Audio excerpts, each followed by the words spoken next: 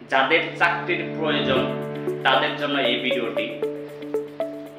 আমার কিছু সংখ্যক patient care, baby care, care giver বা নার্স প্রয়োজন। যারা পেশেন্ট কেয়ার বা কেয়ার গিভার হিসেবে কাজ করবেন তাদের শিক্ষাগত যোগ্যতা অষ্টম শ্রেণী থেকে এসএসসি পাস হতে হবে, সর্বনিম্ন অষ্টম শ্রেণী হলেই হবে।